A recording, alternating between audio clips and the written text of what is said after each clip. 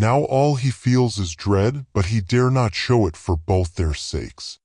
He had always had a knack for knowing when something was terribly wrong. He's fairly sure it's the only reason he has made it so far.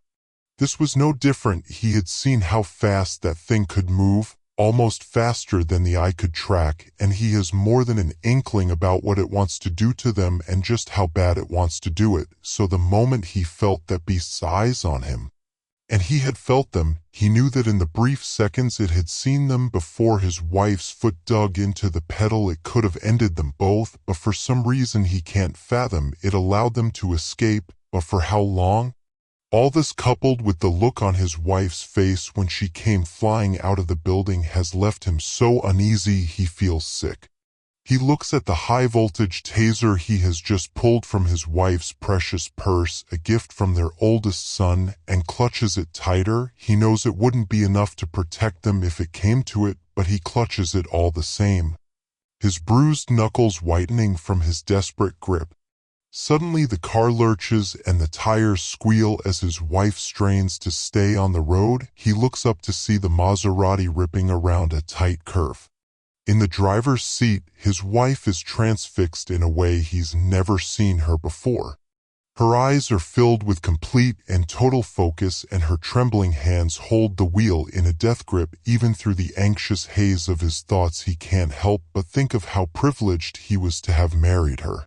They make it safely around the curve, and he spots a patch of lights not too far ahead. One would think the sight of their destination would fill him with hope, but instead, his already mounting dread multiplies.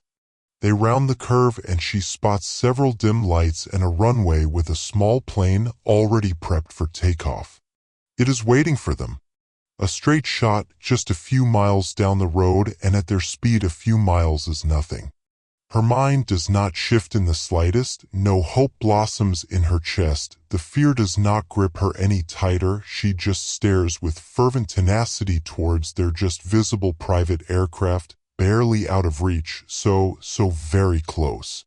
But after a single minute of speeding towards their only hope, a detached observation bursts to the surface. We're not getting any closer. Sensitive content warning, violence, fear, mental health. Of the billions of thoughts racing through every corner of her mind that are inevitably dragged into the abyssal depths of her terror, one primal idea manages to cling for everything it is worth to the edge of that dreadful pit. Get the hell out and don't look back. The fear chills her and holds her heart in a vice grip, threatening to stop it entirely and kill her unceremoniously on this secluded highway, send her husband careening into the tree-line, and orphan their children thousands of miles away.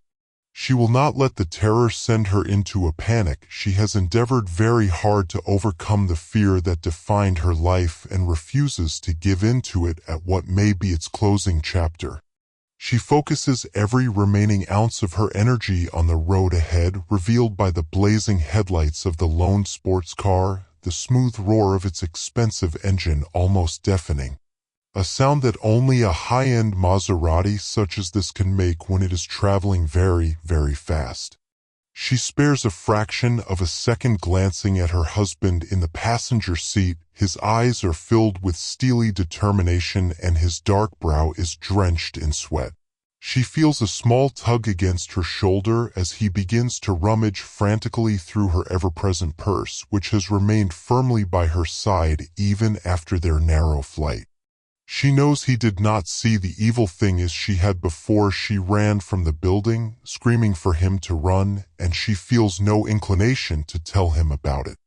The sight had chilled her to the very core of her being. The very thought of the thing makes her already quivering hands shake even more violently, but still she keeps her eyes fixed on the road, desperately searching for anything that might suggest salvation is close at hand. We shouldn't have gotten away, the notion that had planted itself firmly in his brain ever since his wife slammed her foot on the gas and sped away into the warm night. That demon, monster, whatever it is, he had felt its eyes bore hungrily into his back right after he'd thrown himself into the passenger seat of the Maserati, his wife's face a mask of terror. The Maserati, a faint thought about the beauty of the vehicle creeps in from the back of his brain. When fleeing from an unnatural threat, this is the last place he'd expect his thoughts to wander. It's so ridiculous it makes his eye twitch, but he supposes it's only natural for the human mind to attempt to escape from what it cannot understand. When he'd first learned what they'd be driving during their trip, he was filled with glee, as if he was a child again when Gramps had let him take the Mustang on a joyride down their dusty New Mexican road. Before they can react, it sheds the coat with unnatural grace and speed. She doesn't even see the garment fall to the ground. In an instant, two enormous pitch-black appendages unfurl from its back.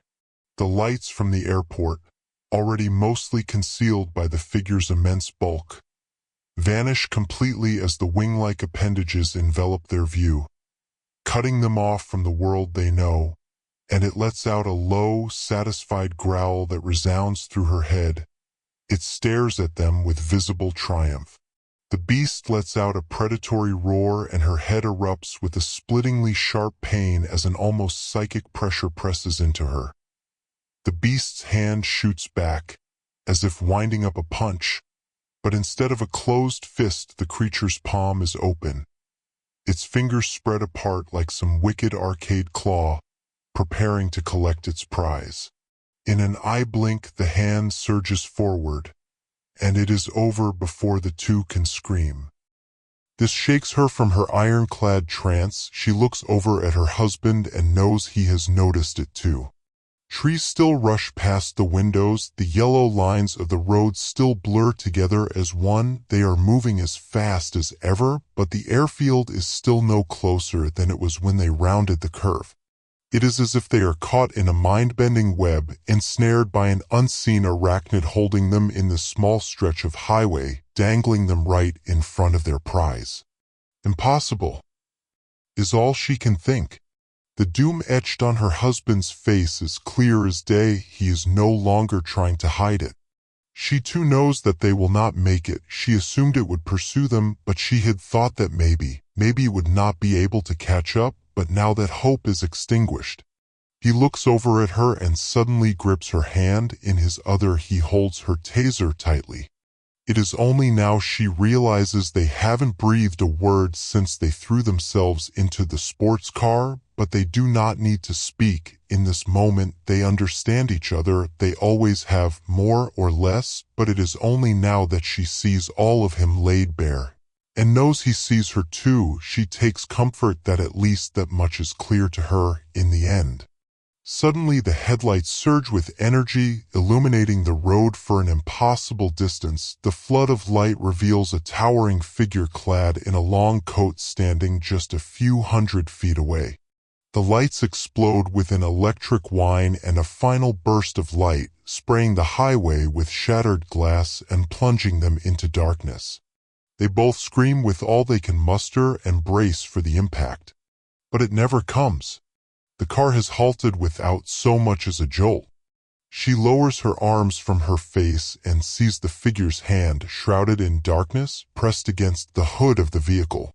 Strangely, her fear is gone, and with detached logic she notes that, strangely, the chassis of the Maserati is as pristine as ever. Craning her neck, she gazes up at the figure. In the suffocating dark, its features are indecipherable, but its eyes, they are simultaneously terrifying and captivating. They shine blindingly bright with a color that no human could ever recognize and burn hungrily with inhuman malice powerful enough to incinerate forestry along the road's edge. Even stranger than the eyes, however, is the powerful feeling she gets looking at it, like she has seen it many, many times before. She notes all of this within the span of a single second, though perhaps not consciously.